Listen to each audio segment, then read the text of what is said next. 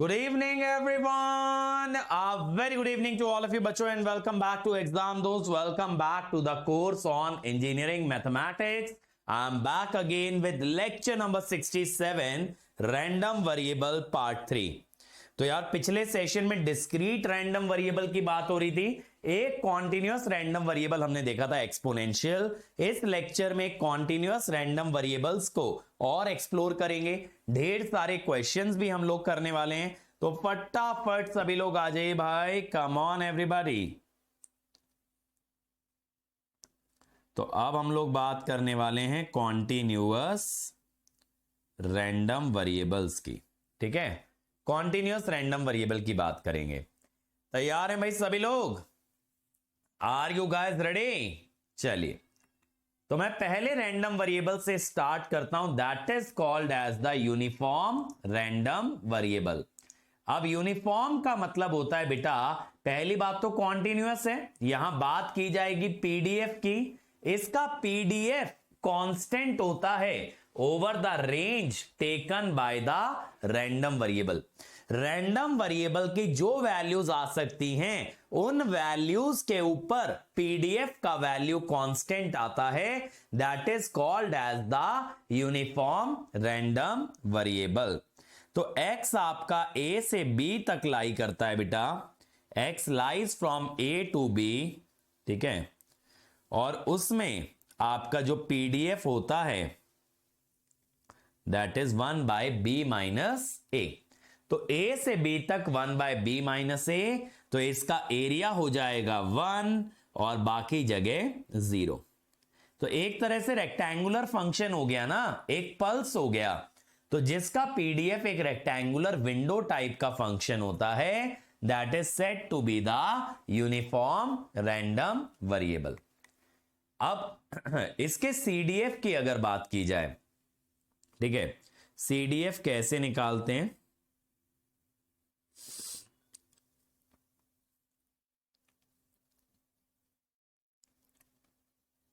यही तरीका होता है। अब ये देखिए, x लेस देन a, अगर x आपका a से छोटा है तो a से पहले तो आपका पीडीएफ 0 है, a से पहले तो पीडीएफ 0 है, तो इंटीग्रेशन भी 0 आएगा। अगर x आपका a से b तक लाई करता है तो आप इस इंटीग्रेशन को दो पार्ट में तोड़ लें, एक a तक और फिर एक a से x तक, a से x तक। अब a तक तो पीडीएफ 0 है, तो इंटीग्रेशन 0, उसके आगे 1 by b minus a, constant का इंटीग्रेशन होता है डिफरेंस ऑफ द लिमिट। और x अगर b से बड़ा, यानी कि आप b से आगे जा रहे हो, तो 3 इंटीग्रेशन में तोड़ लीजिए, a तक, a से b तक और b से आगे, ठीक है। अब बेटा a तक तो पीडीएफ आपका 0 है, तो इंटीग्रेशन 0। a से b तक 1 बाय b माइनस a है, कांस्टेंट का integration difference of the limits, और b के आगे भी 0 है, तो ये आ गया 1। तो b के आगे वैल्यू हो जाती है 1। तो क्या होता है इसका सीडीएफ, अगर आप देखोगे यूनिफॉर्म रैंडम वेरिएबल का,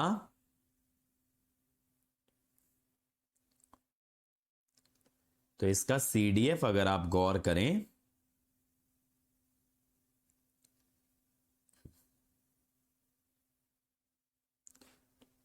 तो a से पहले तक 0 रहता है,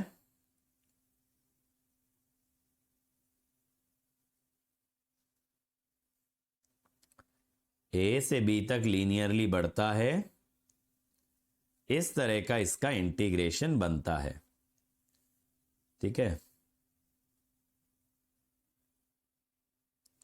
तो हमने कल ये भी तो पढ़ा था, सीडीएफ नॉन डिक्रीजिंग फंक्शन होता है, तो वही मैं आपको यहां पे दिखा रहा हूं। ये आपका सीडीएफ है। बोलो क्लियर हुआ इसका सीडीएफ? बताओ भाई, इसका CDF क्लियर हुआ। x की अलग अलग रेंज के लिए मैंने इंटीग्रेशन करके निकाला है। ठीक है, अब इसका एक्सपेक्टेशन होता है बेटा equal to the average of end points. A से बी तक ये एग्जिस्ट करता है ना, तो ए और बी का एवरेज आपका एक्सपेक्टेशन आता है। फिर एक्सपेक्टेशन ऑफ एक्स स्क्वायर, देखो यहां पे कुछ भी नहीं किया, एक्सपेक्टेशन के लिए एक्स एफ एक्स किया। एफ एक्स था 1/b माइनस ए, कहां से कहां तक, ए से बी तक। ए से बी में एक्स का इंटीग्रेशन एक्स स्क्वायर बाय 2 बनेगा, जिसको अगर आप लिखोगे, लिमिट डालोगे, तो it will be B square minus A square by 2। ये देखिए x का इंटीग्रेशन बनेगा x स्क्वायर बाय 2, लिमिट डालना a और b, बनेगा b square minus A square by 2। अब b square minus A square और b माइनस ए कट जाते हैं, बचेगा b प्लस ए बाय 2। ऐसी एक्स स्क्वायर का इंटीग्रेशन एक्स क्यूब बाय 3, यानी B cube minus A cube by 3। B cube minus A cube को open करेंगे, b minus A, फिर A square plus B square plus A B, तो b minus A cut गया, ये बच गया। और अगर वेरिएंस चाहिए, expectation of X square minus expectation of X का होल स्क्वायर, तो b माइनस ए का स्क्वायर बाय 12, और स्टैंडर्ड डेविएशन इसका रूट आती है। ठीक है, तो ये याद रहे तो बहुत बढ़िया, नहीं याद रहे तो बेटा यूनिफॉर्म रैंडम वेरिएबल के लिए ये सब डिराइव करना सबसे ज्यादा इजी है। Why is that? क्योंकि यहां पे पीडीएफ कांस्टेंट है, तो पीडीएफ की वैल्यू से आपके इंटीग्रेशन पे कोई असर नहीं पड़ता। पीडीएफ कांस्टेंट है, वो इंटीग्रेशन के बाहर चला जाता है। अब ये देखिए, buses arrive at a specified stop at 15 minute interval starting 7 AM। तो बस आ रही है 7 बजे, 7:15 बजे, 7:30 बजे। अब पैसेंजर आ रहा है 7 से 7:30 के बीच में। पैसेंजर का time of arrival uniformly distributed है। अब प्रोबेबिलिटी बताइए कि उसे 5 मिनट से कम वेट करना पड़ेगा। अब पहले आप पीडीएफ देख लीजिए, 1/30, क्योंकि ड्यूरेशन, पैसेंजर की जो ड्यूरेशन है वो 30 मिनट है। अब आप ये देखिए, लेस देन 5 मिनट वेटिंग हो। अब देखो यार, 7 वाली बस तो ये एग्जैक्टली पकड़ नहीं सकता, ये 7:15 वाली बस पकड़ सकता है। 7:15 वाली बस में 5 मिनट से कम वेटिंग के लिए क्या होना चाहिए, इसका जो टाइम है वो 7:10 से 7:15 के बीच होना चाहिए। अगर ये 7:10 से 7:15 के बीच आता है तो ये 7:15 वाली बस को कैच कर सकता है, मानते हो? 7:10 से 7:15 के बीच आएगा तो ये 7:15 वाली बस को कैच कर लेगा, वरना मिस हो जाएगी। ठीक है, 7:30 पे आएगा, एग्जैक्टली 7:30 वाली बस तो नहीं पकड़ सकता, एग्जैक्टली 7 वाली बस भी नहीं पकड़ सकता, 7:15 वाली बस इसके रेंज में लाई करती है। अब आप क्या कहेंगे, 10 से लेके 15 प्रोबेबिलिटी इज पीडीएफ का इंटीग्रेशन, तो 1/6, और मोर देन 10 मिनट,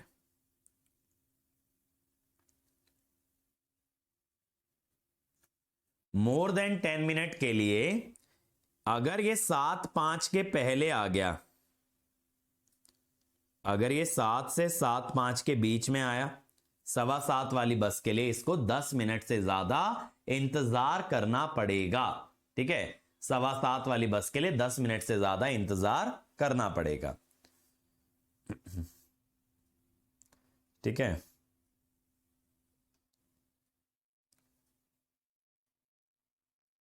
यही बन सकता है ना, 7:30 वाली बस ये कैच कर सकता है क्या? क्योंकि 7 और 7:30 वाली एकदम बाउंड्री पे आ रही है बस, बात ये है। ठीक है, just a minute, let me check. 7 और 7:30 वाला जो केस है ना, वो एक्सट्रीम केस हो गया, उस मोमेंट पे बस आ रही है, उस बस को कैच करने के लिए एग्जैक्टली उस मोमेंट पे इसको अराइव होना पड़ेगा।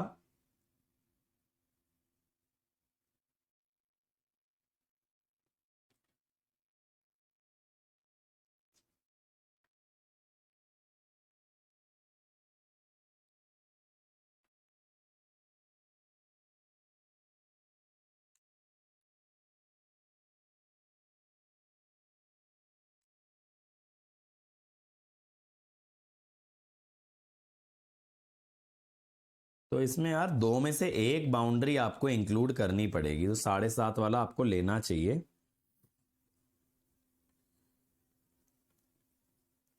7.5 वाली बस ये फिर भी पकड़ सकता है।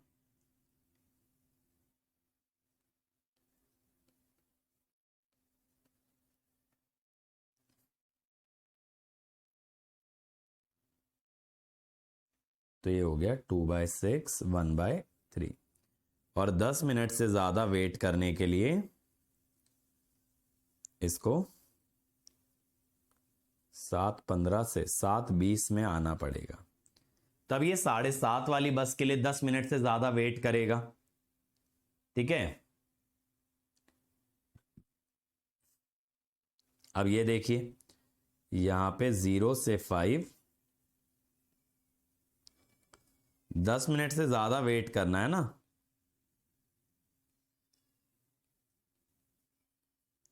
ये भी 1/3 आएगा। ठीक है, दोनों वैल्यू 1/3 बनेंगी। 10 मिनट से ज्यादा वेट करना है 7:15 वाली बस के लिए। अगर 7:05 से पहले आप आ गए तो 10 मिनट से ज्यादा वेटिंग है। ऐसी 7:30 वाली बस के लिए अगर आप 7:20 से पहले आ गए तो आपका 10 मिनट से ज्यादा वेटिंग है। ठीक है, चलिए अगला होता है बेटा Laplace random variable. Laplace random variable e की पावर mod x वाला ग्राफ होता है। मैंने e की पावर mod x का ग्राफ आपको कैलकुलस में बनवाया है, लेकिन ये 0 पे सेंटर्ड नहीं होता। ये कहां पे सेंटर्ड होता है? म्यू पे। म्यू एक्चुअली क्या है इसका? म्यू इज द मीन और एक्सपेक्टेशन ऑफ x। तो अगर म्यू नॉन जीरो है तो म्यू पे आपको ये सेंटर्ड दिखेगा। म्यू जीरो है, अगर मीन जीरो है तो जीरो पे सेंटर्ड नजर आएगा और इसकी पीक वैल्यू होगी 1/2b। ठीक है, इसकी पीक वैल्यू कितनी आती है? 1/2b। तो लैपलास रैंडम वेरिएबल में e की पावर माइनस mod x का फंक्शन चलता है। सेकंड सेंटेंस का यही मतलब है। हाँ सर, अराइव बिटवीन 7 एंड 7:30 और यूनिफॉर्म डिस्ट्रीब्यूशन है, मतलब उसके आने की जो प्रोबेबिलिटी है नमन भाई, उसका PDF uniform random variable follow करेगा। ठीक है, अब ये देखिए an examination paper has 150 MCQ of 1 mark each question has 4 choices, each incorrect answer fetches -0.25 marks. 1000 बच्चे हैं, सभी ने अपने आंसर रैंडमली चुने यूनिफॉर्म प्रोबेबिलिटी से। आपको ये बताना है एक्सपेक्टेड मार्क्स कितने हैं इन सभी बच्चों का टोटल एक्सपेक्टेड मार्क्स। चलिए बताइए, एक एक नंबर का एक एक सवाल है और 150 क्वेश्चन है, तो 1000 बच्चों का टोटल क्या बनेगा?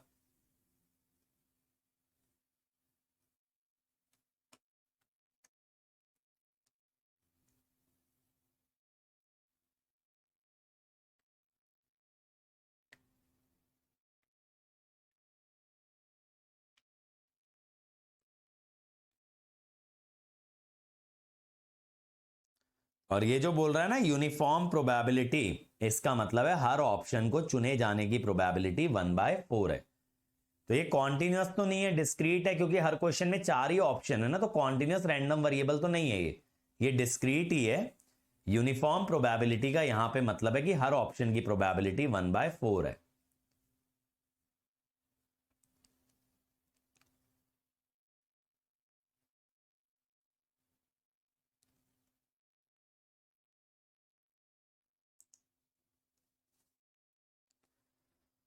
अब आप ये देखिए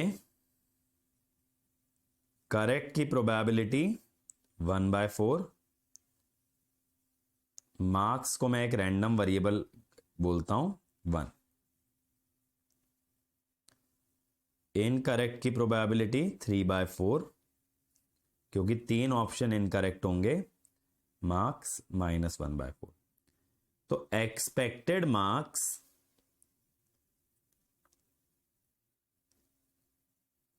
पर क्वेश्चन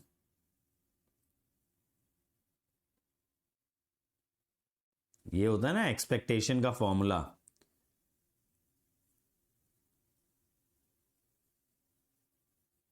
तीन बाय 16, 4/16, 1/16। अब एक क्वेश्चन में एक्सपेक्टेड मार्क्स हैं 1/16, तो एक बच्चे के कितने मार्क्स आ सकते हैं? वो 150 क्वेश्चन करेगा ना।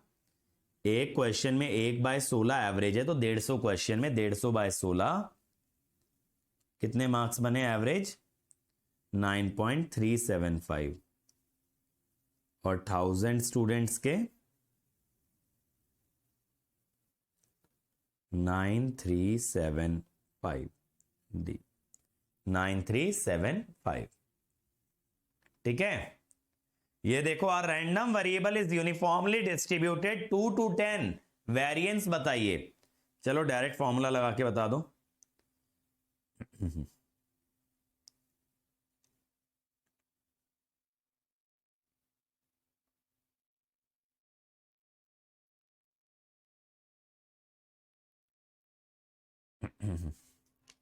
वेरिएंस बताइए। वेरिएबल यूनिफॉर्मली डिस्ट्रीब्यूटेड है 2 से 10 तक। कल आप लोगों का ना रैंडम वेरिएबल पूरा हो जाएगा, फिर प्रोबेबिलिटी के एक दो छोटे छोटे टॉपिक हैं, कोरिलेशन, रिग्रेशन, स्टैटिस्टिक्स, ये कवर कर लेंगे तो आपकी मैथ्स की सबसे मेजर यूनिट खत्म हो जाएंगी। फिर गेट के सिलेबस के हिसाब से सिर्फ एक यूनिट बचती है कॉम्प्लेक्स नंबर, और ओवरऑल 2 यूनिट बचती हैं कॉम्प्लेक्स नंबर और न्यूमेरिकल मेथड।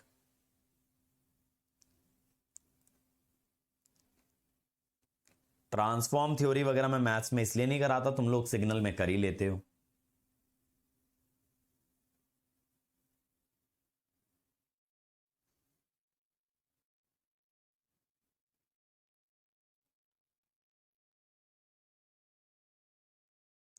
एट स्क्वायर 64/12, तो 16/3 ए। इजी। अगला देखो, the PDF of evaporation E on any day in a year in a water shade is given by. Evaporation की प्रोबेबिलिटी दी है। The probability that E lies between 2 and 4 mm per day. Numerical method electrical के syllabus में नहीं है, IN के syllabus में है। सबसे टफ तो नहीं कहूंगा कैलकुलस, सबसे लेंदी था आदिति, सबसे ज्यादा टाइम लेता है कैलकुलस। इवन 11th-12th के अंदर भी देखोगे तो कैलकुलस दोनों ईयर्स में डिवाइडेड है। एक पूरे ईयर में कैलकुलस नहीं पढ़ाते, डिफरेंशियल कैलकुलस 11th में, इंटीग्रल 12th में, इसीलिए उसमें टाइम लगता है। और इस साल क्या मैंने कंटेंट भी काफी इंप्रूव और इंक्रीज किया ना लास्ट ईयर के कंपैरिजन में।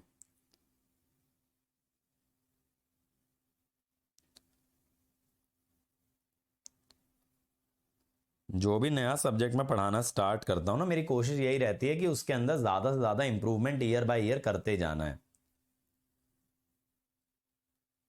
अब देखो, प्रोबेबिलिटी कॉन्टिन्यूअस में आती है इंटीग्रेशन से।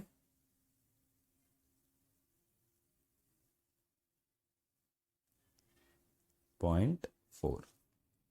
ठीक है, 0.4, बहुत बढ़िया। अगला देखो, assume that in a traffic junction the cycle of traffic light is 2 minute of green, जिसमें व्हीकल नहीं रुकेगा, 3 मिनट रेड, जिसमें व्हीकल रुकेगा। अराइवल टाइम यूनिफॉर्मली डिस्ट्रीब्यूटेड है। एक्सपेक्टेड वेटिंग टाइम बताइए जंक्शन पे। Expected waiting time. मैथ्स का सबसे टफ पोर्शन तो मैं नहीं कहूंगा करण भाई, देखो पॉइंट ऑफ व्यू के ऊपर है। अगर आप मेथड प्रेफर करने वाले स्टूडेंट हो तो ऑब्वियसली परमुटेशन कॉम्बिनेशन थोड़ा लॉजिक बेस्ड है, दिक्कत लगेगी। अब जो लोग लॉजिक में स्ट्रांग होते हैं उन्हें फिर परमुटेशन कॉम्बिनेशन बहुत इंटरेस्टिंग लगेगा। अब वो तो स्टूडेंट टू स्टूडेंट वेरी करती है ना चीज। तो वही बात है, देखो टफ और इजी हमेशा पॉइंट ऑफ व्यू है, डिपेंडिंग अपॉन कि आप किस टाइप के स्टूडेंट हो, क्या आपका प्रेफरेंस है, उसके हिसाब से आपके लिए चीजें टफ और इजी हो सकती हैं।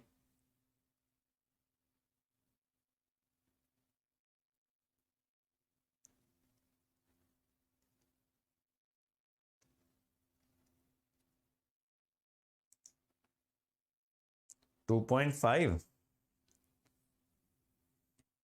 अरे भैया कर दिया तुम लोगों ने कबाड़ा। देखो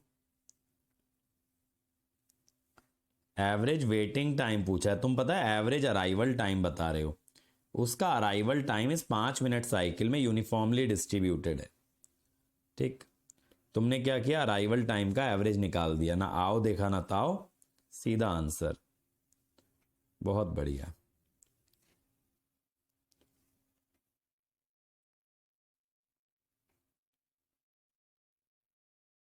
ये देखो ये 5 मिनट की साइकिल है, इसमें पीडीएफ होगा 1/5। अब इसमें क्या है कि 2 मिनट ग्रीन है, 3 मिनट रेड है, ग्रीन रेड, ठीक है। अब 0 to 2 मिनट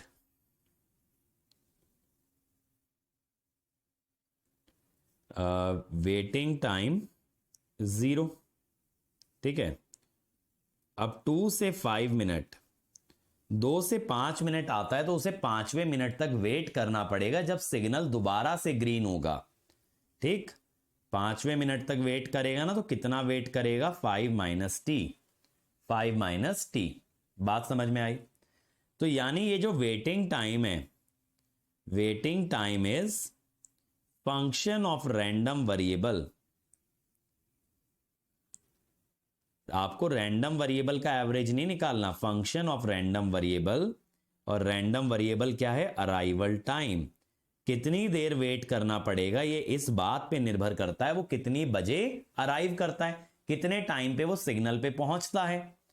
कल याद है मैंने आपको ये बताया था, एवरेज या एक्सपेक्टेशन ऑफ जीएक्स ऐसे होता है, याद है? ऐसा बताया था ना। आप लोगों ने क्या किया, अराइवल टाइम का एवरेज निकाल दिया। गलती समझ में आ रही है? अराइवल टाइम तो मैंने पूछा ही नहीं ना, arrival time is a uniformly distributed random variable. पूछा है मैंने वेटिंग टाइम, तो 0 से 2 में वेटिंग टाइम 0 है। ये समझ में आया? 2 से 5 में 5 - t क्यों है, क्योंकि यहां पे वापस से ग्रीन होगा सिग्नल, तो 5वें मिनट तक वेट करना पड़ेगा। जैसे 3rd मिनट आया तो 2 मिनट वेट करेगा, दोबारा सिग्नल ग्रीन हो जाएगा।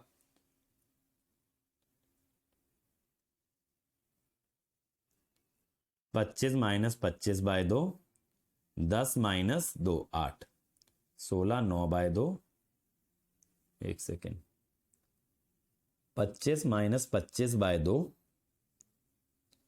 -10 - 2 8 हुआ, तो 4.5, 4.5 मिनट वेटिंग आ रहा है। मैक्सिमम वेटिंग ही 3 मिनट है, तो एवरेज 4.5 कैसे हो सकता है? ओहो हो, मैंने एफ एक्स तो मल्टीप्लाई किया ही नहीं।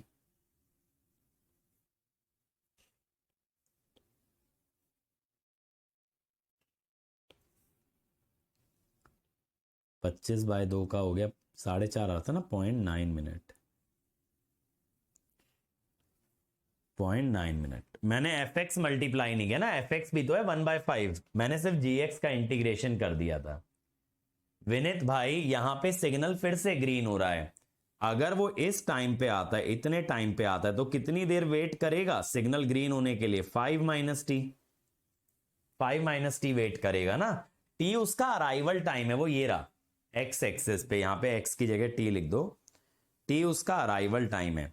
तो t टाइम पे आया रेड सिग्नल के दौरान, तो 5वें मिनट तक वेट करना पड़ेगा, जबकि सिग्नल आपका ग्रीन हो जाएगा। 5 मिनट के बाद साइकिल फिर रिपीट करेगी ना, फिर से सिग्नल ग्रीन होगा। Suppose y is distributed uniformly in the open interval 1 से 6, the probability that the polynomial has only roots,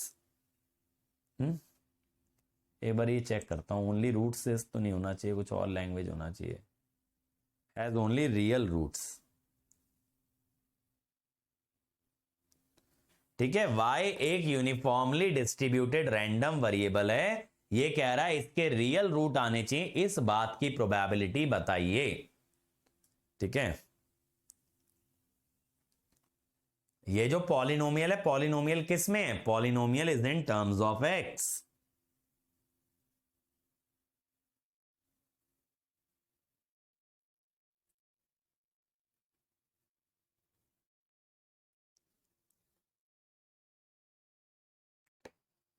ठीक है, ये पॉलिनोमियल x की टर्म्स में इसके रियल रूट आने चाहिए, इस बात की प्रोबेबिलिटी आपको चेक करनी है।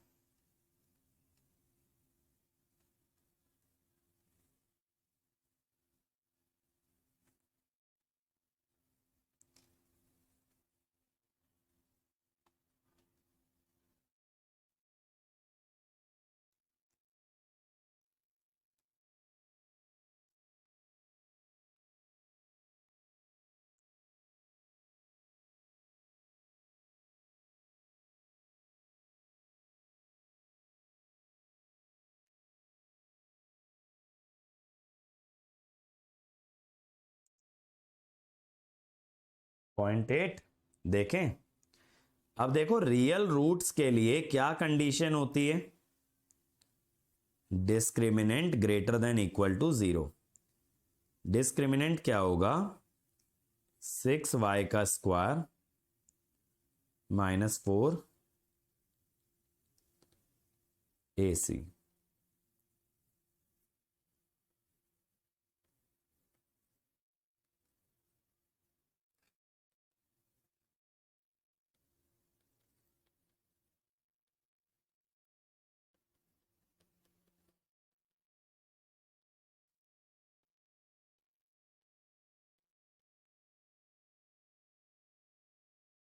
अब देखो ये मैंने आपको कैलकुलस में सिखाया था ना, पॉलिनोमियल का साइन कैसे निकालते हैं।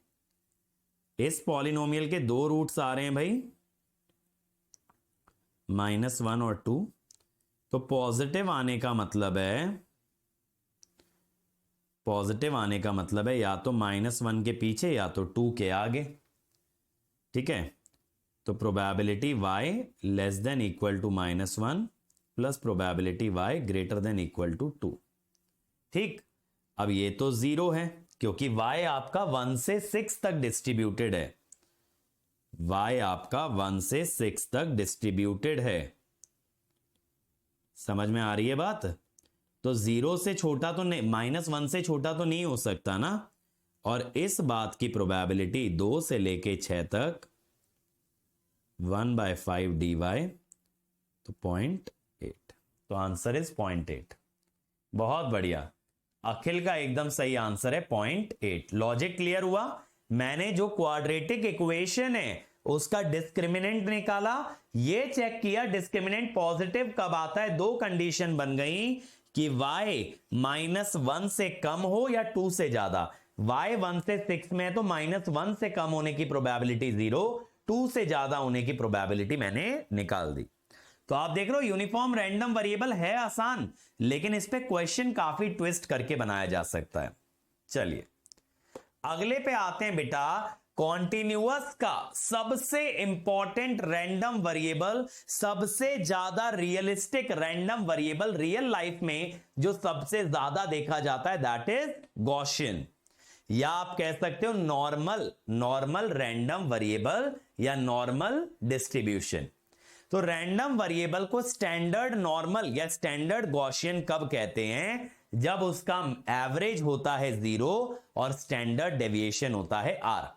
जब उसका एवरेज होता है बच्चों 0 और स्टैंडर्ड डेविएशन होता है r, तब वो कहलाता है स्टैंडर्ड नॉर्मल या स्टैंडर्ड गॉसियन। तो गॉसियन स्टैंडर्ड कब होगा, जब एवरेज 0 है, स्टैंडर्ड डेविएशन आपका 1 है, और इसका फॉर्मूला होता है e⁻² अब इसको नॉर्मलाइज करने के लिए ना इसमें एक फैक्टर और लेते हैं 1/√2π। क्या लेते हैं, 1/√2π। ये 1/√2π किस लिए होता है, ताकि पीडीएफ का एरिया आप 1 कर पाओ। अब आप देखो इस एक्सप्रेशन में बेटा z का स्क्वायर है, z स्क्वायर के कारण ये फंक्शन आपका इवन है, तो ये 0 के अबाउट लेफ्ट और राइट एकदम सेम दिखता है। इसका टोटल एरिया आपका 1 होता है, और ये जो बीच वाला पॉइंट है ना 0, यही आपका एवरेज है। तो ये जो गॉसियन रैंडम वेरिएबल होता है बेटा, ये मीन के अबाउट सेंटर्ड होता है। मैंने लैपलास में भी यही चीज दिखाई थी ना, लैपलास वाला जो ग्राफ था वो भी एवरेज के अराउंड सेंटर्ड था। स्टैंडर्ड गॉसियन वो जिसका एवरेज 0, तो ये ग्राफ जीरो के अबाउट सिमेट्रिक है, जीरो के पीछे और जीरो के आगे दोनों तरफ बराबर ये रहता है, यानी दोनों तरफ एरिया कितना होगा, हाफ हाफ। अगर टोटल एरिया 1 है तो दोनों तरफ एरिया होगा हाफ। अब इसका सीडीएफ अगर निकालोगे, सीडीएफ का मतलब मैंने कल क्या बताया था, जब आप इस बात की प्रोबेबिलिटी निकालते हो कि रैंडम वेरिएबल का वैल्यू किसी एक सर्टेन वैल्यू के कम होगा, उसे कहते हैं सीडीएफ। इसमें क्या होता है, प्रोबेबिलिटी ऐड करते जाते हैं, क्यूमुलेटिव लेते जाते हैं, that is said to be CDF. The probability that a random variable is less than a certain number. जैसे मैं कहूं कि probability that x is less than 5, तो ये सीडीएफ हुआ, इसे कैपिटल F ऑफ 5 कह सकते हो। तो यहां पे अगर z से छोटा होना चाहिए रैंडम वेरिएबल, तो इंटीग्रेशन माइनस इंफिनिटी से z किया। सर अंदर u क्यों लिया, आपको एक चीज मालूम है बेटा, कैलकुलस से इंटीग्रेशन के अंदर का वेरिएबल और लिमिट का वेरिएबल कभी सेम नहीं हो सकते, इसीलिए अंदर z की जगह u कर दिया और लिमिट में ले लिया z। तो हम यहां पे ये कह रहे हैं random variable is less then z। तो probability that random variable is less than a certain number, वही होता है सीडीएफ। इसका सीडीएफ दिखाया जाता है फाई फंक्शन से, यानी जो कैपिटल F है इसको आप फाई लिखेंगे।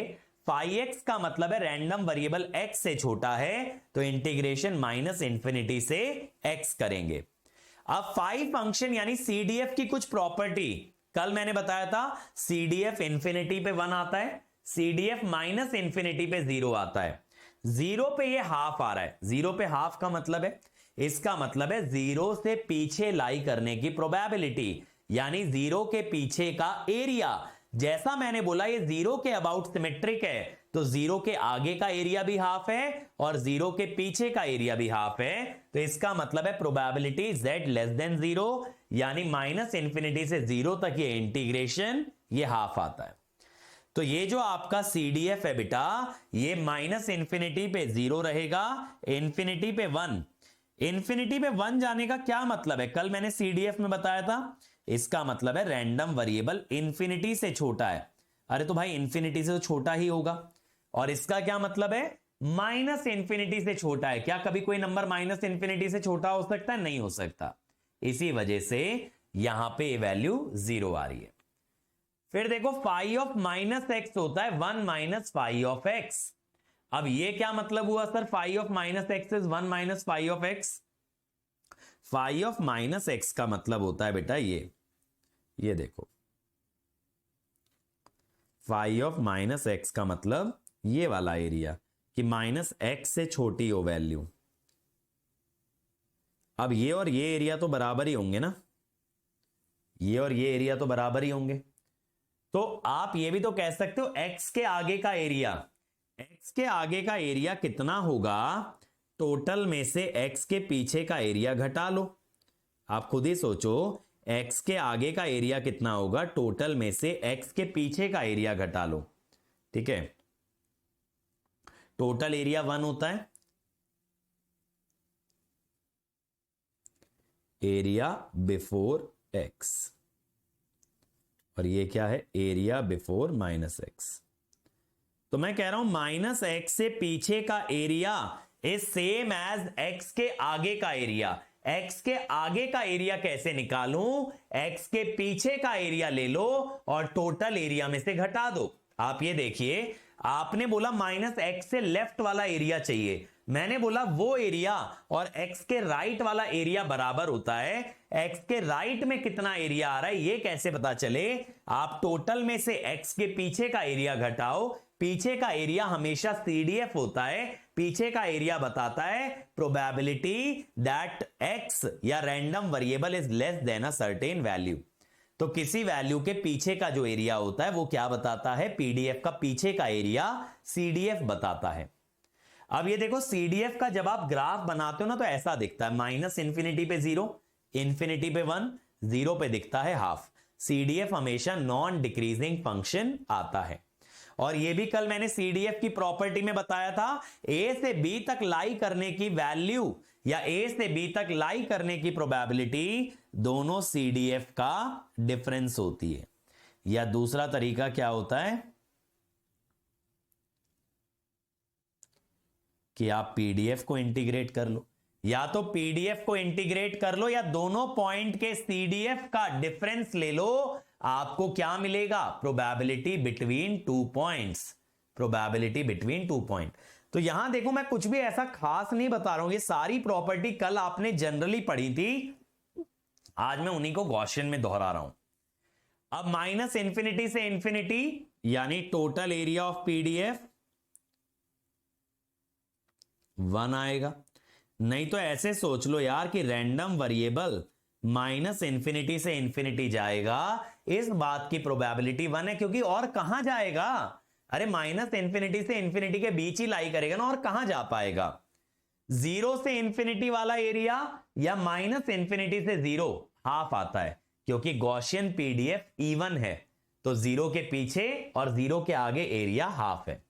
अगर मैं कहूं -3 से 3 का बताओ, तो आप कहोगे सर इवन है, तो एरिया ऐसा कर लो सर, डबल कर लो 0 से 3 या डबल कर लो -3 से 0।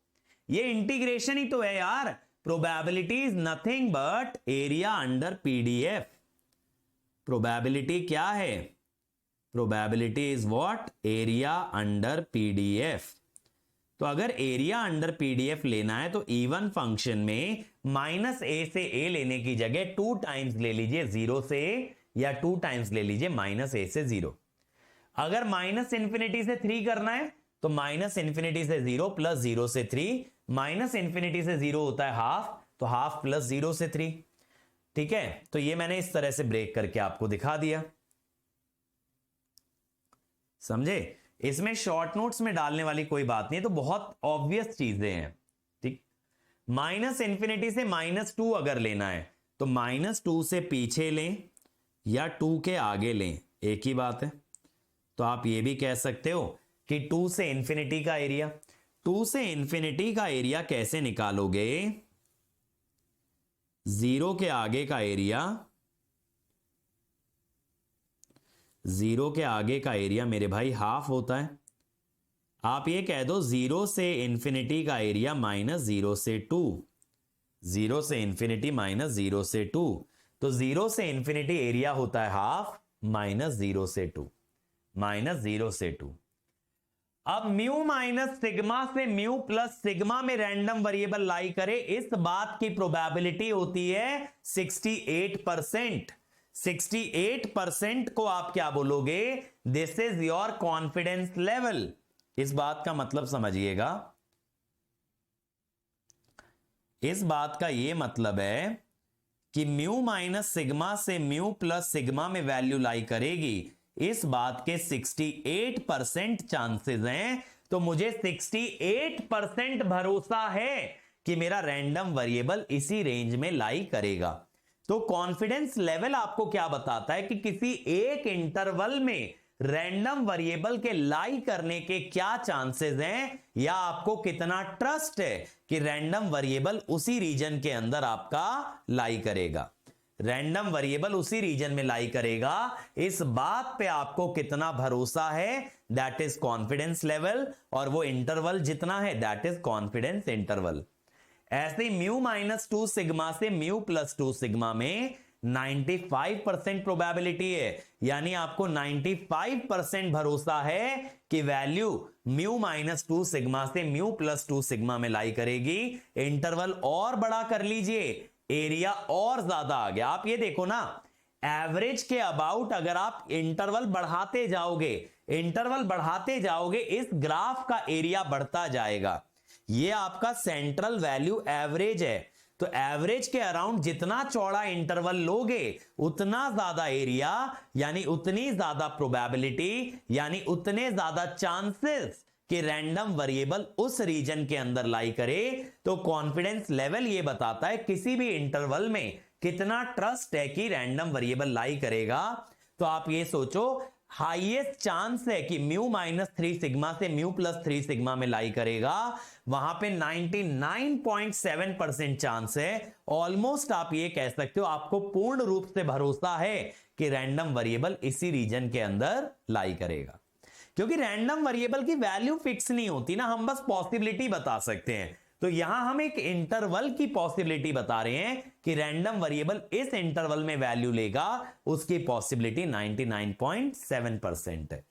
ठीक है, अब एक्चुअली जो गॉसियन रैंडम वेरिएबल होता है बेटा, उसमें म्यू और सिग्मा हो सकते हैं। अभी आपने क्या बोला, स्टैंडर्ड जो आपने लिया उसका एवरेज 0 था, सिग्मा 1 था, लेकिन जब मीन और सिग्मा आपके डिफरेंट होते हैं तो यहां एक्स स्क्वायर की जगह एक्स माइनस म्यू का स्क्वायर और नीचे 2 की जगह 2 सिग्मा स्क्वायर।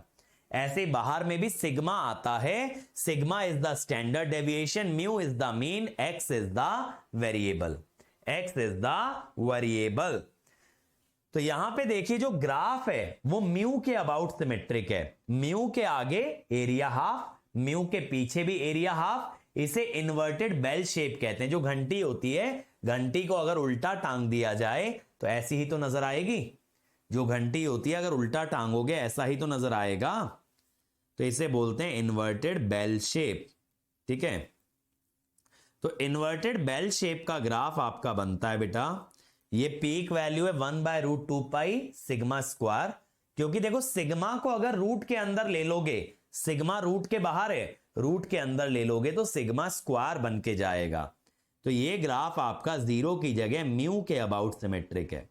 और वेरिएंस क्या बताता है, मीन के अबाउट वैल्यू कितना फैली हुई है। स्टैंडर्ड डेविएशन या वेरिएंस यही बताता है एवरेज के इर्द गिर्द वैल्यूज आपका कितना स्प्रेड है, कितना फैली है। That is what is told by the standard deviation and the variance. ठीक, अब कुछ एक इंपॉर्टेंट पॉइंट, इसका टोटल एरिया 1 आएगा, इसका एक्सपेक्टेशन यानी एवरेज आएगा mu, expectation of X square वो आएगा sigma square plus mu square. क्यों, सिग्मा स्क्वायर होता है expectation of X square minus mean का स्क्वायर। तो एक्सपेक्टेशन ऑफ एक्स स्क्वायर क्या हुआ, वेरिएंस प्लस मीन का स्क्वायर। तो वेरिएंस प्लस मीन का स्क्वायर। अगर मीन से इंफिनिटी तक एरिया लोगे या माइनस इंफिनिटी से मीन तक, तो एवरेज एरिया आएगा हाफ। तो एरिया कितना आएगा बेटा, हाफ। अगर आप मीन से आगे का या मीन से पीछे पीछे का एरिया लोगे तो ये मीन के अबाउट सिमेट्रिक है ग्राफ, तो एरिया आधा आएगा। टोटल एरिया अगर 1 है तो आधा एरिया मीन के आगे है और आधा एरिया मीन के पीछे है। ठीक, अब आप ये देखिए, अगर आपको एक ऐसा रैंडम वेरिएबल दे दूं, गॉसियन रैंडम वेरिएबल जिसका मीन है म्यू, जिसका वेरिएंस है सिग्मा स्क्वायर, ये स्टैंडर्ड तो नहीं है, तो अगर आप यहां पे चेंज ऑफ वेरिएबल करते हैं, आप z मानते हैं x minus mu by sigma, तो आपको एक नया स्टैंडर्ड रैंडम वेरिएबल मिलेगा जिसका मीन होगा 0 और स्टैंडर्ड डेविएशन आएगा 1 और वेरिएंस भी कितना आएगा 1। तो इसीलिए पता है हम लोग क्या करते हैं ना, जो मैंने आपको CDF नहीं बताया 5 फंक्शन, तो 5 फंक्शन जो है स्टैंडर्ड गॉसियन रैंडम वेरिएबल के लिए दिया होता है, या 5 फंक्शन की जो भी वैल्यू सवाल में दी होगी ना वो स्टैंडर्ड के लिए दी होगी। तो अगर आपके पास नॉन स्टैंडर्ड फंक्शन आए तो पहले इस सब्स्टिट्यूशन से स्टैंडर्ड बना लेना और उसके बाद आप 5 फंक्शन का वैल्यू यूज करना, तो ये सब्स्टिट्यूशन बहुत ज्यादा इस्तेमाल होगा। ठीक है, तो नॉर्मल कर्व मीन के अबाउट सिमेट्रिक होता है। ये बेटा यूनिमोडल है, यूनिमोडल का मतलब है इसका मीन मीडियन मोड सेम होता है। मीन मीडियन मोड जो है ना सेम होता है। अब ये मीन मीडियन मोड क्या है, ये स्टैटिस्टिक्स वाले टॉपिक में पढ़ाऊंगा रैंडम वेरिएबल के बाद। नॉर्मल कर्व आपको ये बताता है कि डेटा कैसे फैला हुआ है मीन के अबाउट। यहां देखोगे डेटा ज्यादा फैला है, यहां डेटा कम फैला है। तो जब डेटा ज्यादा फैलता है माने वेरिएंस और स्टैंडर्ड डेविएशन ज्यादा है, यानी कि कर्व का विड्थ ज्यादा है। तो जब डेटा मीन के अबाउट ज्यादा स्कैटर्ड रहता है ना, फैला रहता है, तो उसमें आपका विड्थ कर्व का ज्यादा बनता है, स्टैंडर्ड डेविएशन और वेरिएंस ज्यादा बनता है। अब जैसे एज एन एग्जांपल मैं आपको दूं बेटा, हमारे कॉलेज में IIT के अंदर ग्रेडिंग सिस्टम था। अब जो ग्रेड असाइन होते थे ना वो गॉसियन रैंडम वेरिएबल के हिसाब से होते थे। उसमें वो लोग क्या मान के चलते थे कि जो एवरेज ग्रेड है वो सबसे ज्यादा बच्चों को देना है, हाईएस्ट ग्रेड सबसे कम बच्चों को, और मिनिमम ग्रेड जो फेल वाला ग्रेड है वो भी सबसे कम बच्चों को देना है। तो गॉसियन डिस्ट्रीब्यूशन आपका आएगा। अब मान लीजिए आप लोगों के लिए मैं टेस्ट कंडक्ट कराता हूं, आपके मार्क्स प्लॉट करता हूं, वो भी बेटा गॉसियन ही फॉलो करेंगे। मीन के अबाउट सबसे ज्यादा वैल्यूज होंगी और मीन से दूर थोड़ी कम वैल्यू होंगी। तो लोएस्ट मार्क्स और हाईएस्ट मार्क्स पे सबसे कम बच्चे बैठे होंगे, एवरेज मार्क्स पे सबसे ज्यादा बच्चे बैठे होंगे। इसीलिए मैंने बोला नॉर्मल रैंडम वेरिएबल सबसे ज्यादा इस्तेमाल होने वाला रैंडम वेरिएबल है। अब देखो इसका यूज कैसे करते हैं। क्वेश्चन है 0 से इंफिनिटी e की power minus x square dx। अब आपको क्या पता है, आपको यह पता है, देखिएगा जरा, ये 1 होता है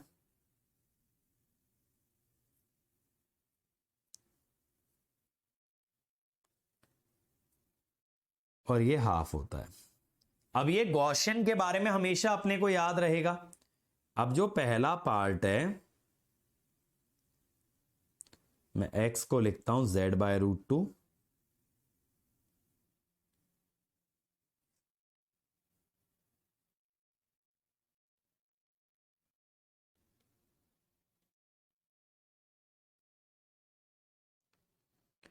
ठीक है।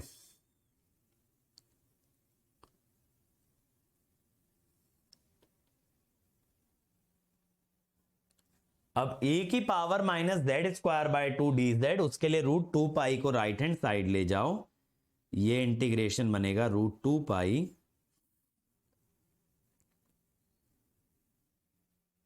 ये आ गया e√π। लॉजिक क्लियर हुआ। यहां पे मैं √2π को राइट हैंड साइड ले गया तो ये इंटीग्रेशन का वैल्यू मिल गया, वो मैंने डाल दिया √2π। ऐसे ये देखिए b वाला जो है, b वाले में 1/3 भी है,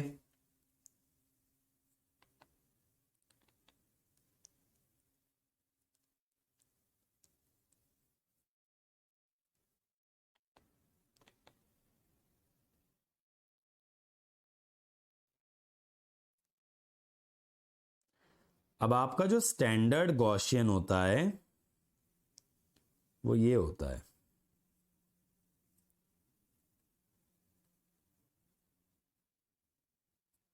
सॉरी स्टैंडर्ड नहीं, जो जनरल गॉसियन फंक्शन होता है वो ये होता है। अब कंपेयर करेंगे अगर, तो म्यू मिल गया 3,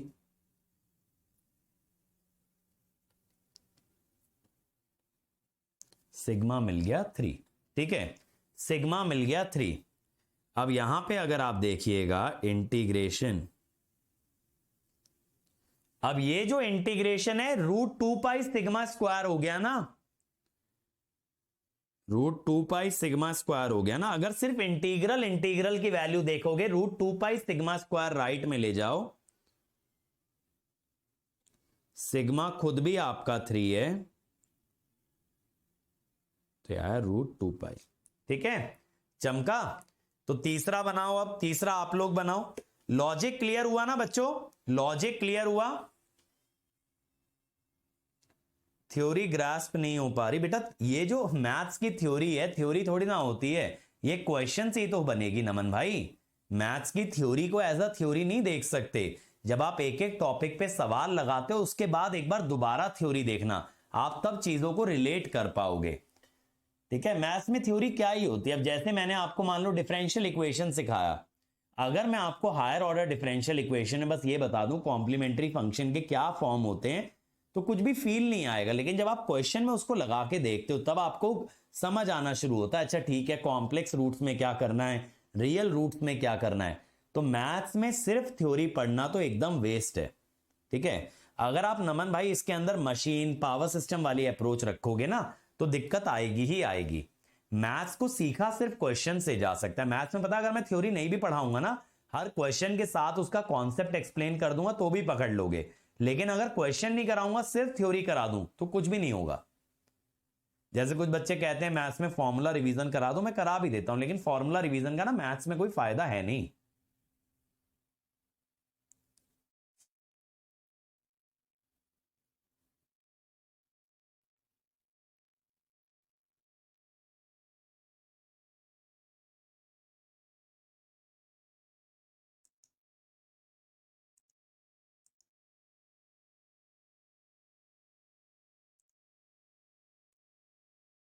अगला देखें।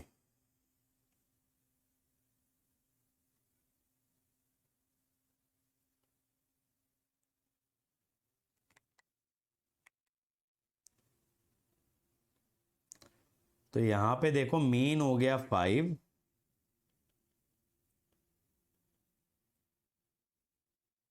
सिग्मा हो गया √6। ठीक है, अब ये एक तरह से मीन से आगे का एरिया ले रहा है।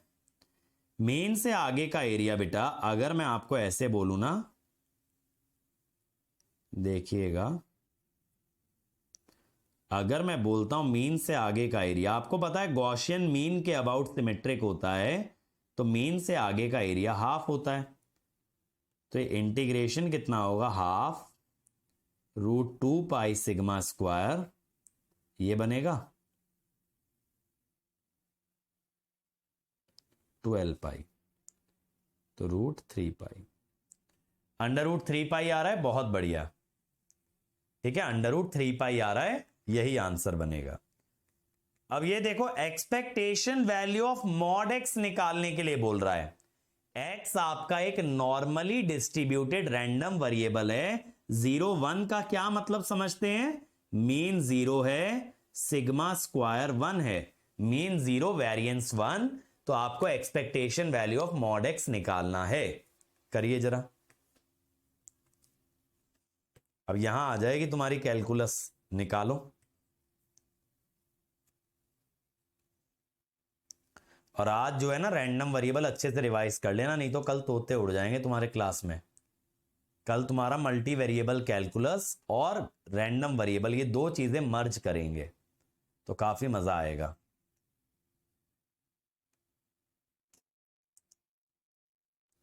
अरे भाई विनीत, म्यू के आगे का एरिया हाफ, म्यू के पीछे का एरिया हाफ। हमने यही तो बोला, गॉसियन डिस्ट्रीब्यूशन मीन के अबाउट सिमेट्रिक है। तो जब आप एरिया म्यू से इंफिनिटी ले रहे हो, माइनस इंफिनिटी से इंफिनिटी नहीं, तो एरिया हाफ ही आएगा ना बंधु। इसमें इंटीग्रेशन 5 से इंफिनिटी दिया है, मीन 5 है, यानी म्यू के आगे का एरिया।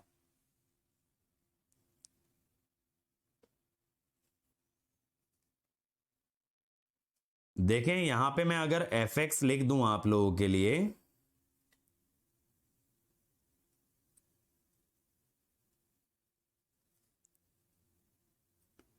अब एक्सपेक्टेशन किसका निकालना है? मॉड एक्स का।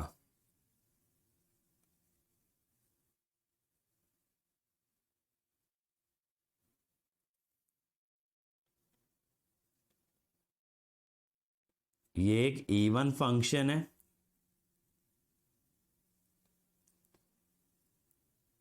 ठीक है,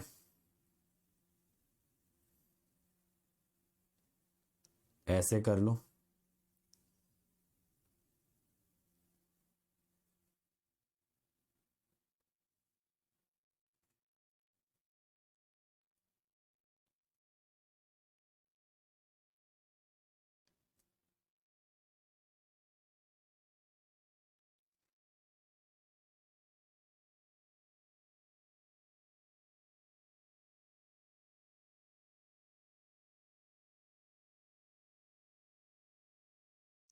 √2/π, ठीक है, √2/π।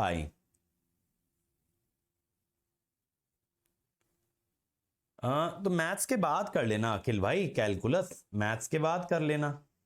और जितना मुझे लगता है तुम्हें देख करके, तुम्हारा मैथ्स का मतलब बेसिक तो मजबूत ही है, तो differential, integral, limit, continuity, differentiability, ये सब चीजें फटाफट कर लेना। और थोड़ा टाइम जो इंजीनियरिंग वाला पार्ट है, लाइक मल्टीपल इंटीग्रल्स, उसमें बिता लेना, क्योंकि ज्यादातर कैलकुलस 11th 12th वाला ही है। मान के चलो 70% तो 11वीं 12वीं का ही है, तो वो तुम बहुत फास्ट ट्रैक कर सकते हो। In a school of 1000 students, mean height is 68.22 and variance is 20.8। Number of student बताइए जो 6 फुट से ज्यादा लंबे हैं। एरिया दिया है नॉर्मल कर्व का 0 से 1.15, 0.3746। देखो ये वाला मैं करके दिखाता हूं आप लोगों को, ठीक है, ये वाला क्वेश्चन आप लोगों को मैं करके दिखाता हूं। अब यहां पे देखिएगा बेटा सभी लोग,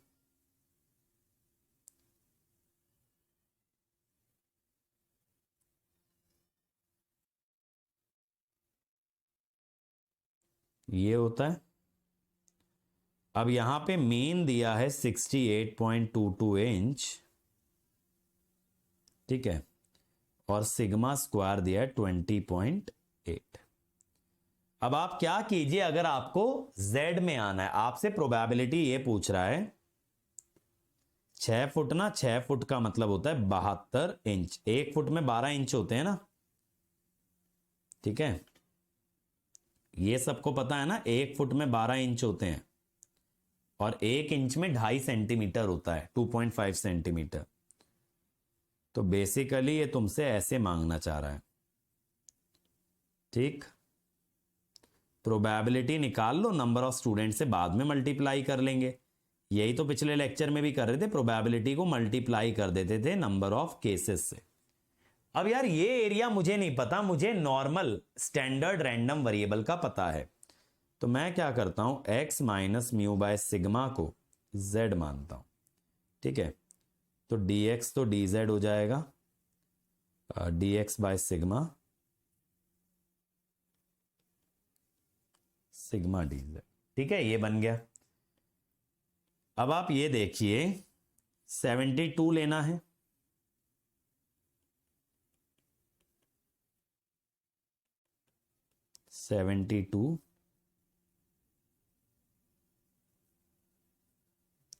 सिग्मा वेरिएंस सिग्मा स्क्वायर होता है ना बेटा ये, तो सिग्मा √20.8 बना। लिमिट भी तो चेंज करोगे जब चेंज ऑफ वेरिएबल कर रहे हो बेटा, लिमिट भी तो चेंज करोगे चेंज ऑफ वेरिएबल पे, 0.8288, 0.8288। तो अब आप क्या कह सकते हो कि प्रोबेबिलिटी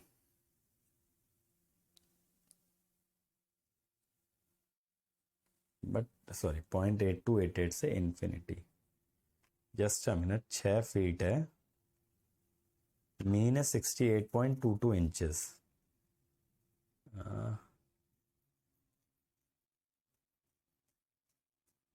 ये वाला डेटा गलत दे रखा है, अरे 10.8 होगा, ठीक है, वही मैं कह रहा, डेटा मैच क्यों नहीं कर रहा। आपको मैं बताता हूं मुझे कैसे मालूम कि ये डेटा गलत है।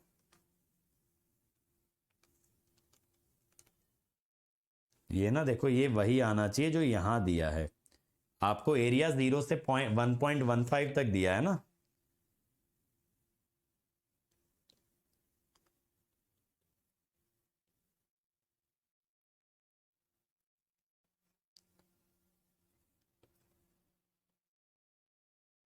आप इसको ऐसे लिख सकते हो बेटा,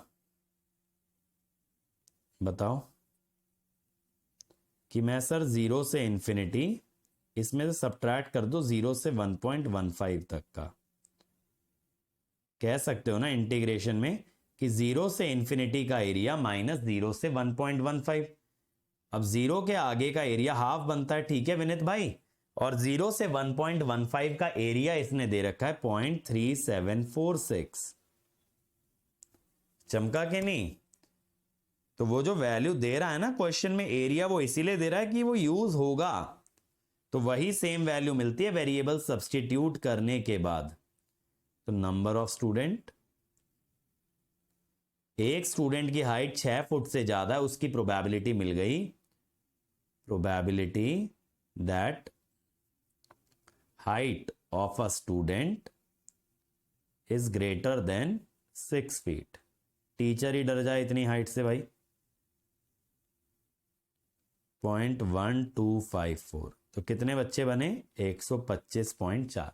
गेट में इसमें ये कह सकता है round off to the nearest integer, तो आंसर दे देना 125, तब आंसर दे देना 125। कॉम्प्लेक्स वाले चैप्टर की वेटेज वही 1 से 2 नंबर है, कॉम्प्लेक्स और डिफरेंशियल इक्वेशन कम आता है, बाकी 3 यूनिट ज्यादा आती हैं, और मैंने वेटेज वगैरह बताया तो है मैथ्स की एक वीडियो में यार। अब ये देखो 2000 students appeared in an exam, distribution is normal with mean 30 standard deviation यानी सिग्मा। नंबर ऑफ स्टूडेंट बताओ जिनके मार्क्स 20 से 40 हैं, एरिया 0 से 1.16 दे रखा है, ठीक है। अब देखो भाई जो भी आप लोग करना चाहो साथ में कर लो, वरना मैं एक और एग्जांपल सॉल्व करके दिखा रहा हूं सब्स्टिट्यूशन वाला। अब ये देखिए, म्यू है 30, सिग्मा है 6.25। रैंडम वेरिएबल का जो पीडीएफ है गॉसियन का, जो स्टैंडर्ड नहीं होता, जो लोग साथ कर सकते हैं साथ कर लें, कोई दिक्कत नहीं है। आपसे प्रोबेबिलिटी पूछी है कि मार्क्स 20 से 40 आएंगे, ठीक है।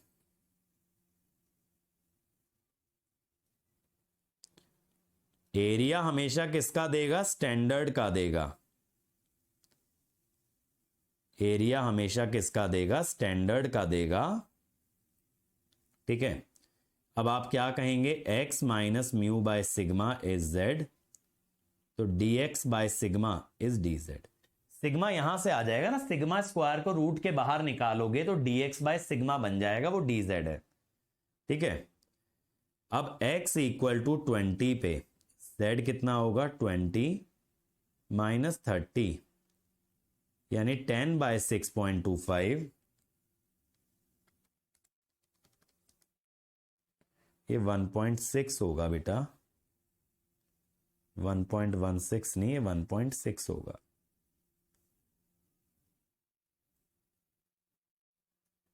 और x इक्वल टू 40 पे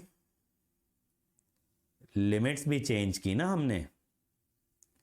अब आपका इंटीग्रेशन कितना बन गया प्रोबेबिलिटी का?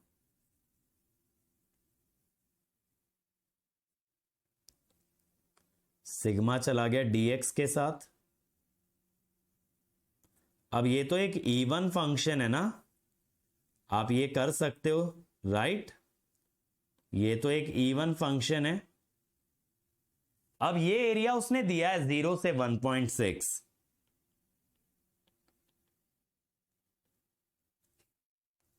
तो 0.8904। अब नंबर ऑफ स्टूडेंट,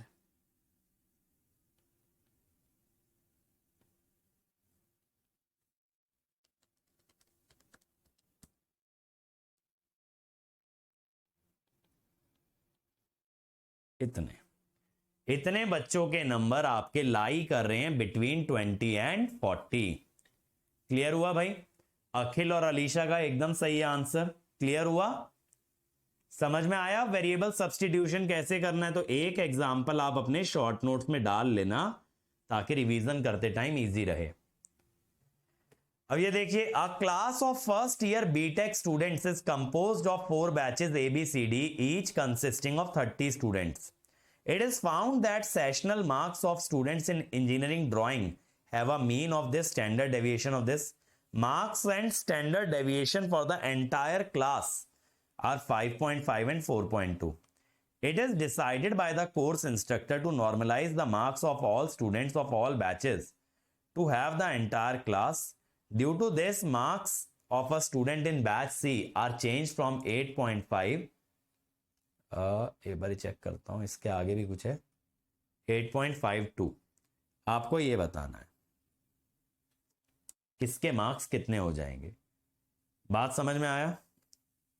बैच सी, देखो 4 बैचेस हैं जो ईडी का पेपर दिए हैं, उसमें बैच सी के बच्चों का मीन और स्टैंडर्ड डेविएशन दिया है। अब बोला है पूरी क्लास का मीन और स्टैंडर्ड डेविएशन 5.5 और 4.2 है। तो आपको यह बताना है जिस बच्चे के मार्क्स 8.5 थे, अगर नॉर्मलाइज करेंगे तो उसके मार्क्स कितने बनने चाहिए।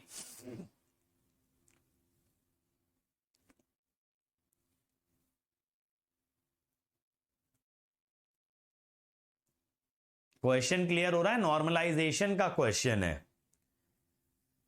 तो देखो यार, मैं आपको समझाता हूं, ये क्वेश्चन आप लोग खुद से नहीं कर पाओगे। नॉर्मलाइज का मतलब क्या होता है कि चेंज द मार्क्स या change the data such that mean and standard deviation matches with total data. तो सी क्लास का मीन और स्टैंडर्ड डेविएशन ऐसे बदलना है या डेटा ऐसे बदलना है कि वो बाकी की क्लास के साथ मैच कर जाए। अब जैसे सी क्लास के मार्क्स हैं रैंडम वेरिएबल एक्स, तो आप एक नया रैंडम वेरिएबल डिफाइन करें A X plus B. A and B अभी अननोन है। मैं कह रहा हूं नॉर्मलाइज करते समय मैंने मार्क्स को ऐसे मैप कर लिया। अब इसका एवरेज जब निकालोगे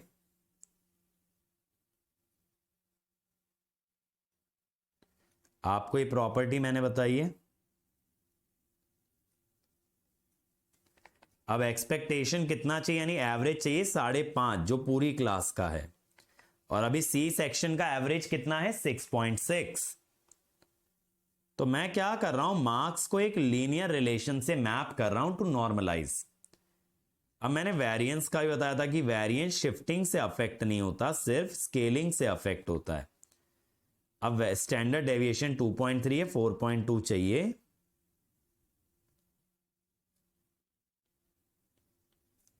तो यहां से ए बन गया 42/23।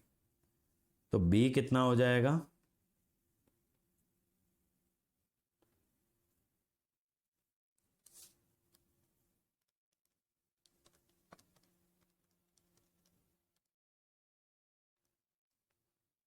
-6.55217।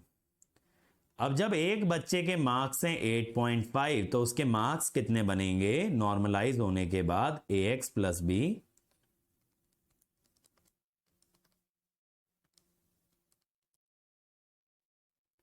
8.97। ठीक है, 8.5 से उसके मार्क्स हो जाएंगे 8.97। ये समझ में आया भाई। ये क्वेश्चन बहुत यूनिक है बेटा, ये क्वेश्चन बहुत यूनिक है। अब मुझे लगता है आपको थोड़ा बहुत नॉर्मलाइज के बारे में भी समझ में आया होगा। ये जो एग्जाम्स के अंदर नॉर्मलाइजेशन होता है ये उसका फंडामेंटल है। मैपिंग इससे कॉम्प्लिकेटेड हो सकती है बट ये बहुत सिंपल तरह की मैपिंग है जो लीनियर मैपिंग है। ठीक है, कि मैंने मार्क्स को एक नए वेरिएबल पे मैप कर दिया, मैंने वहां पे मीन और स्टैंडर्ड डेविएशन सेम करके ए और बी निकाला, फिर देखा जिस बच्चे के मार्क्स 8.5 हैं मैपिंग के अनुसार नए मार्क्स कैसे आए, कितने आएंगे। इतने लेंदी क्वेश्चन को देखो अलीशा फर्स्ट लुक में छोड़ करके आगे बढ़ जाना चाहिए कायदे से, क्योंकि इन क्वेश्चंस को रीड करने में भी टाइम लगता है और फिर जब पहली पहली बार कोई नॉर्मलाइजेशन का सवाल देखेगा तो दिमाग तो घूमेगा थोड़ा सा। ठीक है,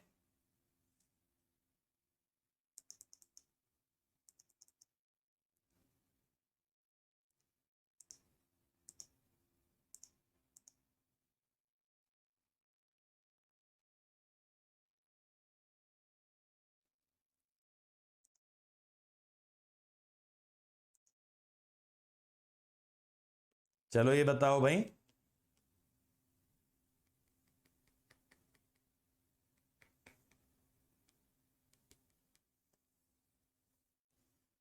यहां पे क्या होगा,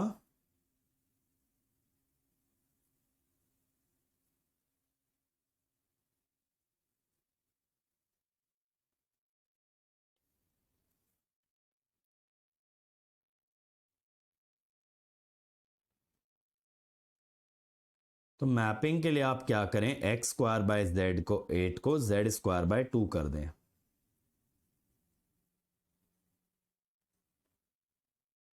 dx इज 2dz।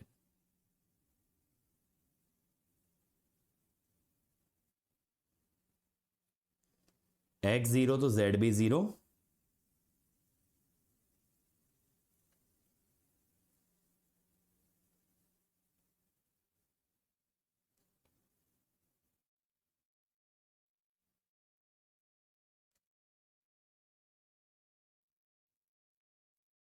तो आंसर इज ए। ये इंटीग्रेशन 1 आएगा। बहुत बढ़िया। ये देखो रैंडम वेरिएबल फॉलो कर रहा है नॉर्मल डिस्ट्रीब्यूशन, मीन दे रखा है 100, प्रोबेबिलिटी अल्फा है for x greater than equal to 110।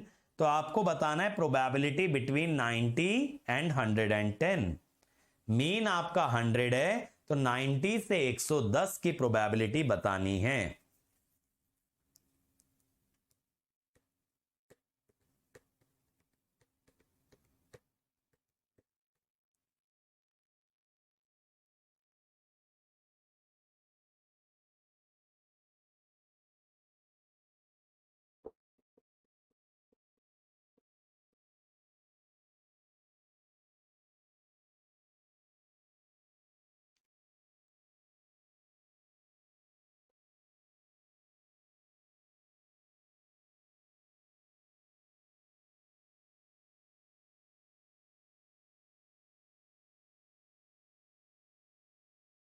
क्या आ रहा है? बी आ रहा है। अब आप ये देखिए,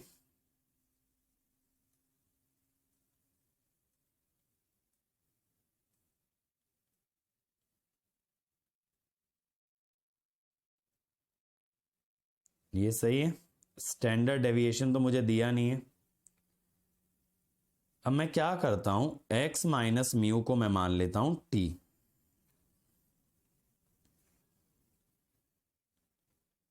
तो dx हो गया dt।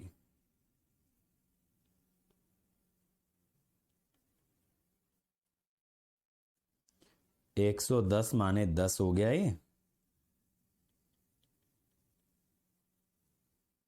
ये अल्फा दे रखा है। ठीक है, अब 90 से 110 चाहिए।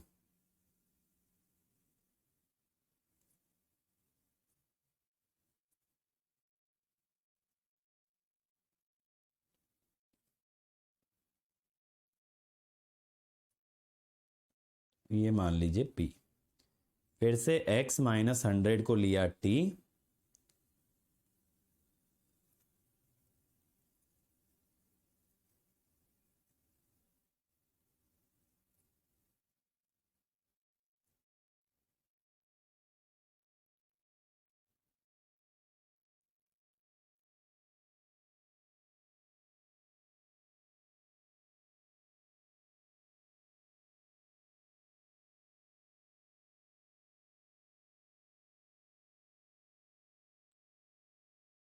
ये हुआ। अब ये देखिए ना, ये वैल्यू क्या होगी? ये जो 10 से इंफिनिटी है, आप इसको लिख सकते हैं, ये अल्फा है ना। अगर मैं 0 से इंफिनिटी लेता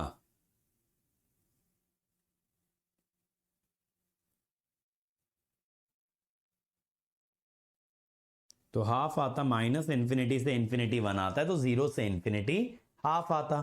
ये 10 से इंफिनिटी है, तो आप 10 से 0 से 10 वाले को क्या करें, आप ऐसे लिख दें, 0 से इंफिनिटी माइनस 10 से इंफिनिटी। अब 10 से इंफिनिटी तो आप जानते हो अल्फा है। ये क्लियर है ना? 0 से 10 माने 0 से इंफिनिटी माइनस 10 से इंफिनिटी, 1 माइनस 2 अल्फा। ए 1 माइनस 2 अल्फा आएगा। ठीक है, तो answer will be 1 minus 2 alpha. अब ये देखिए, Gaussian distributed random variable with zero mean and standard deviation sigma, CDF origin पे कितना होगा? ओरिजिन पे सीडीएफ कितना आएगा, यानी 0 पे?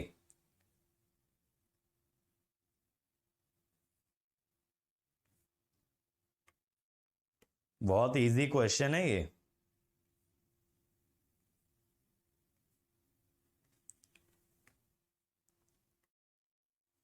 क्या आएगा? 0.5। बहुत बढ़िया। तो देखिए, सीडीएफ का मतलब है ये मीन है।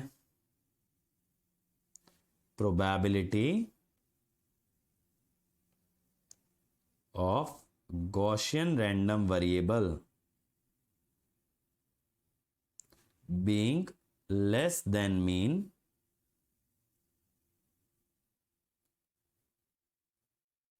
Is equal to 0.5।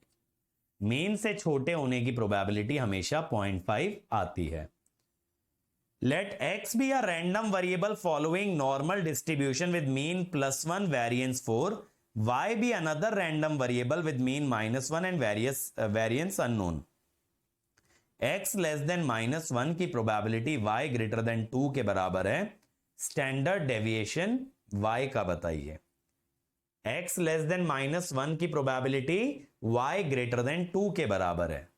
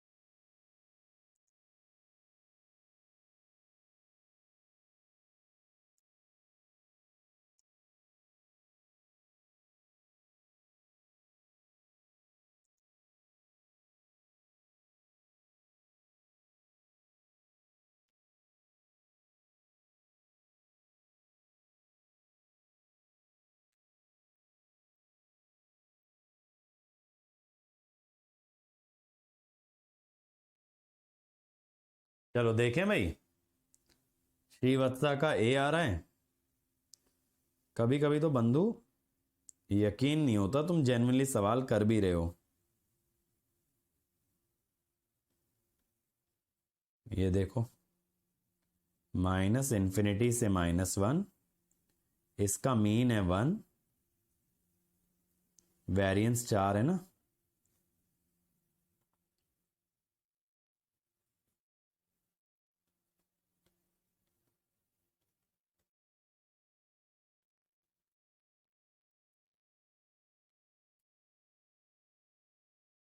Sigma square 4 है तो सिग्मा आएगा 2 -1। तो x -1 पे z भी -1 ही आ रहा है। माइनस इन्फिनिटी पे तो माइनस इन्फिनिटी आएगा, -1 पे भी ये -1 आ रहा है। ठीक है,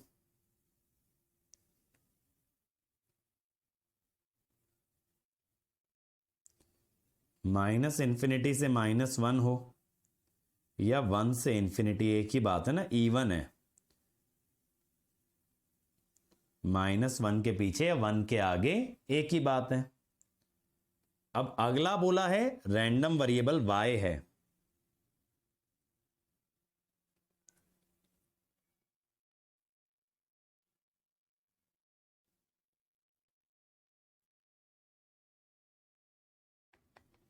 टू से बड़े होने की प्रोबेबिलिटी, मीन इसका -1 है।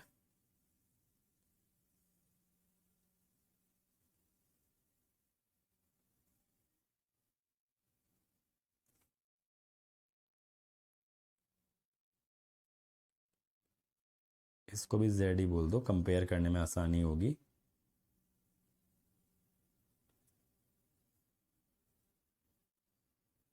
जब y 2 होगा तो z हो जाएगा 3/σy।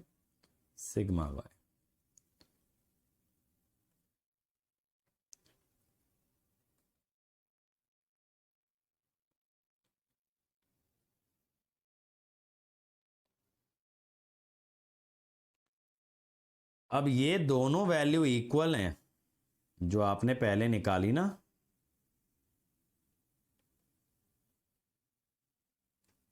तो यहां से कंपेयर करेंगे तो 3/σy1, sigma y is 3, A sigma y is 3। ठीक है, ए आ जाएगा। बहुत बढ़िया। अगला करिए, एनुअल प्रेसिपिटेशन डेटा। प्रेसिपिटेशन माने बारिश का डेटा नॉर्मली डिस्ट्रीब्यूटेड है जिसका मीन है 1000 mm, स्टैंडर्ड डेविएशन 200 mm। तो प्रोबेबिलिटी कि ये प्रेसिपिटेशन 1200 mm से ज्यादा होगा। बताओ, एनुअल प्रेसिपिटेशन 1200 mm से ज्यादा होगा, इस बात की प्रोबेबिलिटी। ग्राफिकली अगर करते तो यार यहां पे आपको ये देखना पड़ेगा अलीशा कि 1 इसका मीन है, तो मीन से वो कितने पीछे की बात कर रहा है? मीन से वो 2 पीछे की बात कर रहा है। आप ये देखो, अगर ग्राफिकली करना होता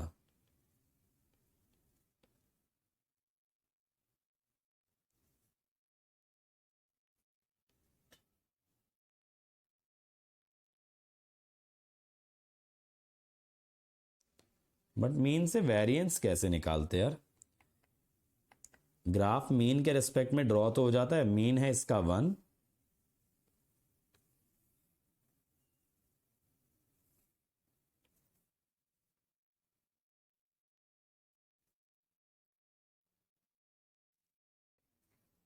और वो देख रहा है लेस देन कितना, -1।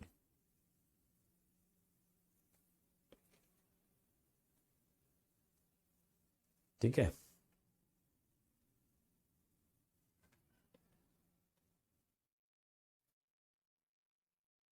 तो वो ये वाला एरिया देख रहा है एक्स के केस में, यानी कि ये कितना है, x माइनस म्यू -2, बेसिकली ये फाइव -1 देख रहा है। ठीक है, ये देख रहा है।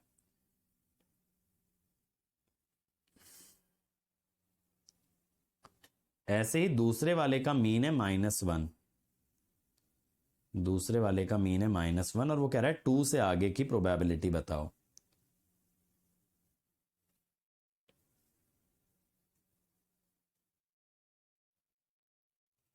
ठीक है,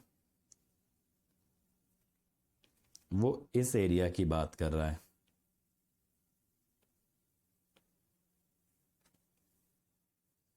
ठीक है अलीशा जी, यानी मीन से 3 आगे। तो आप एक काम करो, मीन से 3 पीछे भी चले जाओ, बात तो बराबर ही पड़ेगी। ये एरिया, ये दोनों एरिया बराबर ही तो होंगे। मीन से 3 आगे तो मीन से 3 पीछे देख लो, थोड़ा सा और ऊपर लेना पड़ेगा, यहां देख लो, ये दोनों एरिया बराबर ही तो होंगे। सिमेट्रिक होता है ना ग्राफ, मीन के अबाउट इवन होता है। तो अब आप यहां पे क्या कहेंगे, उसके लिए जो -1 आ रहा है, तो ये वाला एरिया यहां पे भी फाई ऑफ -1 ही बनना चाहिए। तो यानी कि -4 minus mu by sigma Y, ये -1 आना चाहिए। ठीक है, तो सिग्मा वाई यहां से 3 आ गया। ऐसे कि दोनों का एरिया सेम है, यानी दोनों का फाई फंक्शन सेम बनेगा, तो आंसर सिग्मा वाई आ गया 3। अब यहां पे देखिए बेटा कि रेन ग्रेटर देन एवरेज, यानी रेन ग्रेटर देन 1000, इसकी प्रोबेबिलिटी 50% आएगी। तो अगर आप कह रहे हो 1200 से ज्यादा, अगर आप कहते हो 1200 से ज्यादा, तो 50% से तो कम ही एरिया बनेगा, 50% से तो कम ही एरिया बनेगा। 1000 के आगे का एरिया 50% है, तो 1200 से आगे का एरिया थोड़ा कम होगा। अब ये बताइए, मीन है इसका 1, वेरिएंस है 4, probability x less then 0, probability x less then 0 कितना आएगा, जल्दी से बोलो।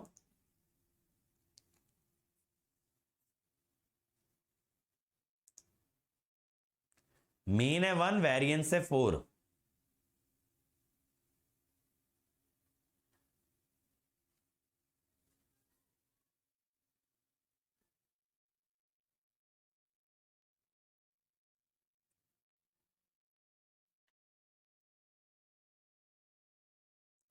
तो 0 के पीछे का एरिया हाफ से कम आएगा।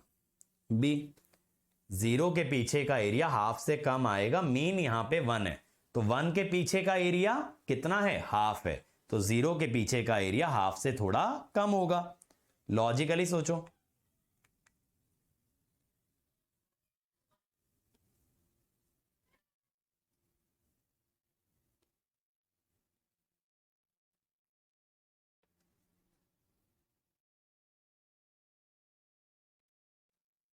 ये देखिए,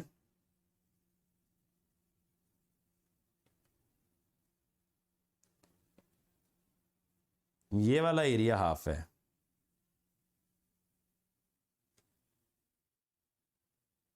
ठीक है, तो 0 के पीछे का हाफ से कम होगा।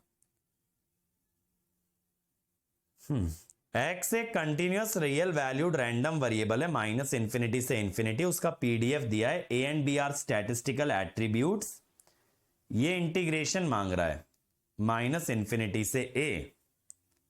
बताइए, अगेन वेरी इजी क्वेश्चन, -∞ से ये इंटीग्रेशन कितना आएगा,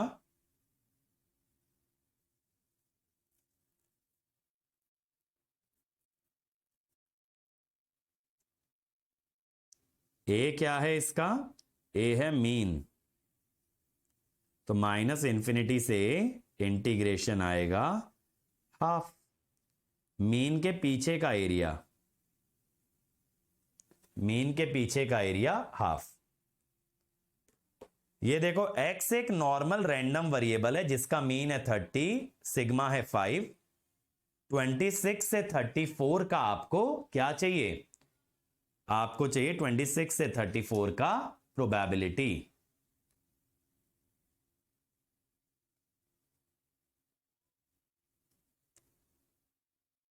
ये जो है ना, ये एरिया है,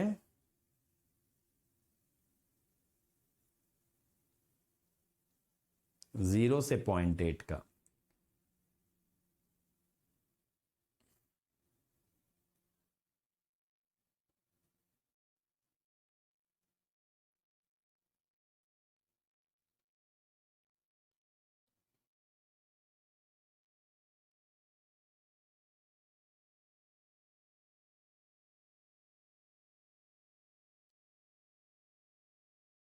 ये देखो,